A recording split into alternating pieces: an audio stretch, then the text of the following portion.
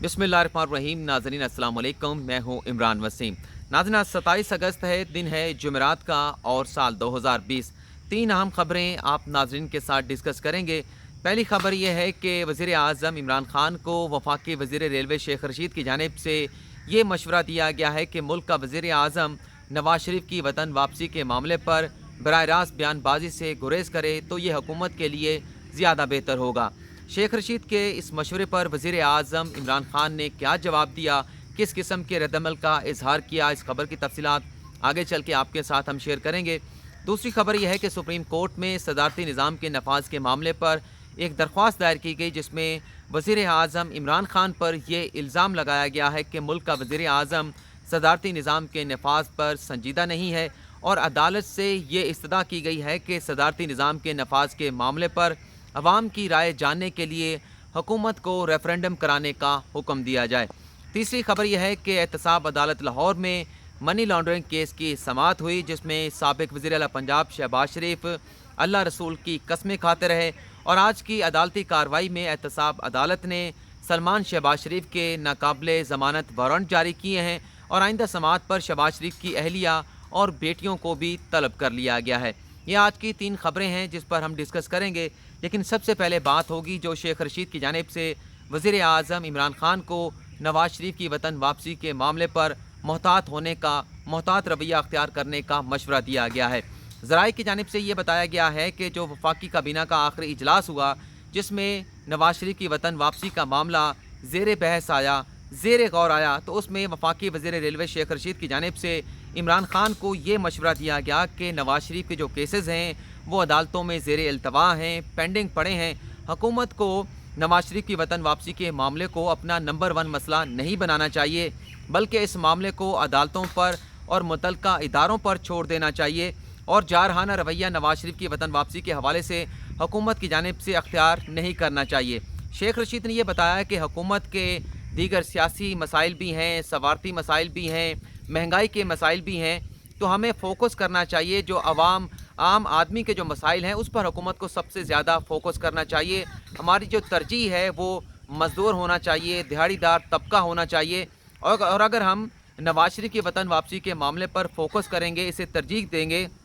और इसे हुकूमत का नंबर 1 मसला बनाएंगे तो इससे हुकूमत को इतना ज़्यादा फ़ायदा नहीं पहुँचेगा। इससे पहले इसहाक डार की वतन वापसी के हवाले से भी कोशिशें की गई थी, वहाँ पर भी हुकूमत को नाकामी का सामना करना पड़ा। तो अगर इस मसले को भी इसी तरह से बहुत ज़्यादा उछाला गया तो इसका अल्टीमेटली फ़ायदा हुकूमत को इतना ज़्यादा नहीं होगा, बल्कि मुस्लिम लीग नवाज़ को सियासी तौर पर भी फ़ायदा पहुँचेगा और मुस्लिम लीग नवाज़ में सियासी तौर पर जान भी पड़ जाएगी। लेकिन वज़ीर आज़म इमरान खान ने ज़राए की जानिब से बताया गया कि शेख रशीद के इस मशवरे से जो है वो इख्तलाफ किया, इत्तफाक नहीं किया और इसीलिए वफाकी काबीना की जानिब से नवाज शरीफ के वतन वापसी के मामले की बाकायदा तौर पर हतमी तौर पर मंजूरी दी गई और शहजाद अकबर और फ़रोग़ नसीम को यह टास्क सौंपा गया कि नवाज शरीफ के वतन वापसी के हवाले से जितने भी ऑप्शंस हैं उन्हें इस्तेमाल किया जाए। अब हम दूसरी खबर पर बात कर लेते हैं जो सुप्रीम कोर्ट में सदारती निज़ाम के नफाज के हवाले से दरख्वास्त दायर की गई है। ये दरख्वास्त हम अवाम पार्टी के सेक्रेटरी जनरल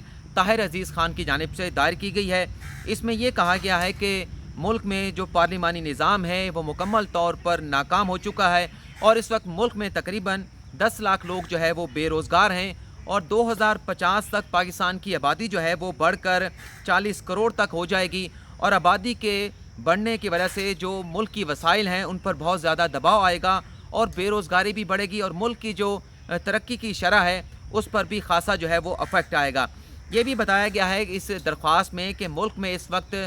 पर इस वक्त जो है वो 42 अरब डॉलर का कर्ज़ा जो है वो चढ़ चुका है और कर्ज़ा जो है मुल्क की GDP का 98% तक पहुंच चुका है। और ये कहा गया है कि मुल्क में जो सदारती निज़ाम का नफाज है, जो मुल्क में सदारती निज़ाम है, इसकी वजह से जो सियासतदान हैं अपनी वफ़ादारियाँ बदलते रहते हैं, ज़ाती मफाद के लिए वो मुल्की मफाद को कुर्बान कर देते हैं और मुल्क की पार्लियामेंट में अगर कोई मुल्की मफाद के हवाले से कोई लेजिस्लेशन आती है तो सियासतदान जो है अपना मफाद जो है वो आगे कर देते हैं और जो मुल्की मफाद के हवाले से लेजिस्लेशन होती है उसे रद्द कर दिया जाता है। और यह भी बताया गया कि वफाकी काबीना में पार्लिमानी निज़ाम के ज़रिए जिन लोगों का इंतखाब किया जाता है वो अहल लोग नहीं होते, वो कम्पिटेंट लोग नहीं होते, क्योंकि वफाकी काबीना का जो इंतखाब किया जाता है वो उन्हीं लोगों से किया जाता है जो इलेक्शन जीत कर आते हैं, जो कौमी असम्बली का हिस्सा होते हैं, जो पार्लियामेंट का हिस्सा होते हैं। इसमें ये कहा गया है दरख्वास्त में कि जो मुल्क का वज़ीर आज़म है इमरान खान, वो मुल्क में सदारती निज़ाम के हवाले से संजीदा नहीं है, जबकि मुल्क को सदारती निज़ाम जो है वो सूट करता है। और सदारती निज़ाम के नफाज से ये जो बहुत सारे पाकिस्तान के मसाइल हैं जिसका इस दरख्वास्त में ज़िक्र किया गया है, ये ख़ुद ब खुद ये मसाइल जो है अपने तौर पर हल हो जाएंगे। फ़ैसला साजी का जो अख्तियार है वो फास्ट ट्रैक पर चला जाएगा और मुल्क के सदर को अपने अख्तियारात के हवाले से, अपने फ़ैसला साजी के हवाले से पार्लियामेंट का मोहताज नहीं होना पड़ेगा। इस दरख्वास्त में कुछ मिसालें भी पेश की गई हैं कि इससे पहले तुर्की में कोई और निज़ाम हुकूमत था, लेकिन तुर्की की जानिब से 2017 में रेफरेंडम के ज़रिए जहां अवाम ने रेफरेंडम के हक़ में वोट दिया और सदारती निज़ाम के हक़ में वोट दिया, और 2017 में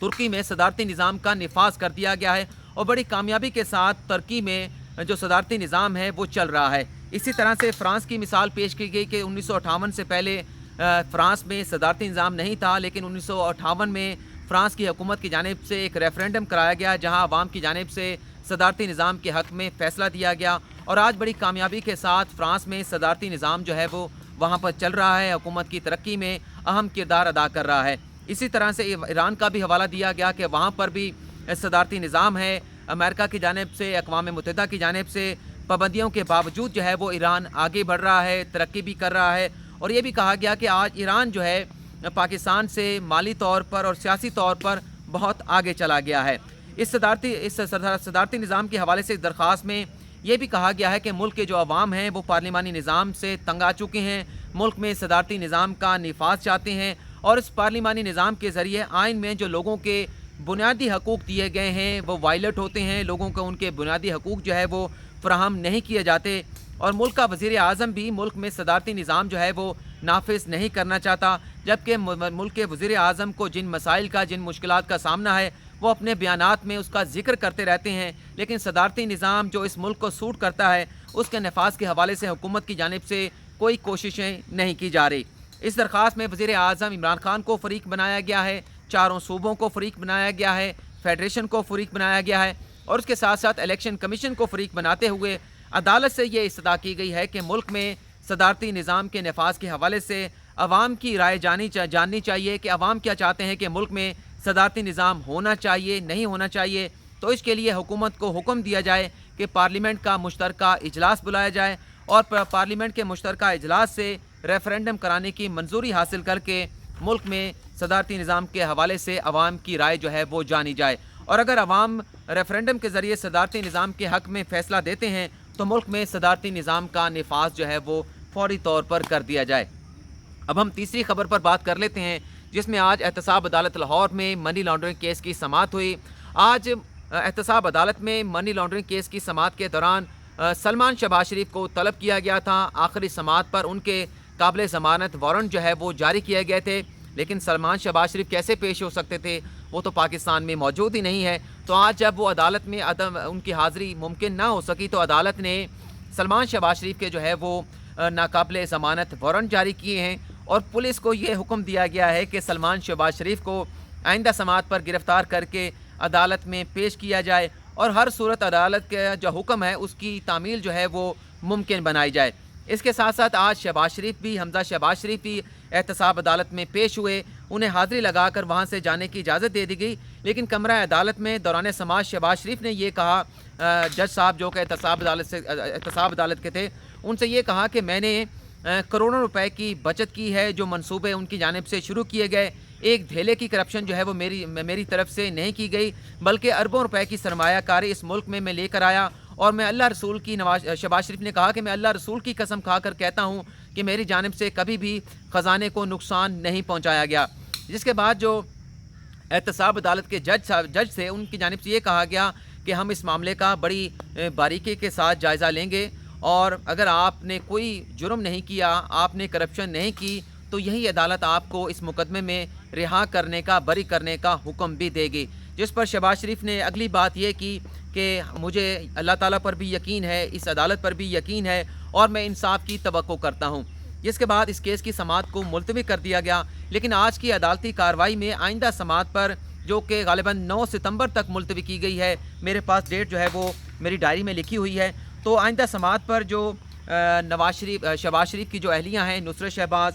शहबाज शरीफ की जो बेटी हैं जवेरिया, शहबाज शरीफ की जो बेटी हैं राबिया, उन्हें भी आइंदा समाअत पर नोटिस जारी करके तलब किया गया है और मनी लॉन्ड्रिंग केस की समाअत जो है वो 10 सितंबर तक मुलतवी कर दी गई है। ये नाज़रीन आज का हमारा ख़बरनामा था। फ़िलहाल आपसे इजाज़त चाहेंगे। अगली वीडियो में नई खबर के साथ आपकी खिदमत में हाजिर होंगे। दुआ में याद रखिएगा। अल्लाह हाफ़िज़।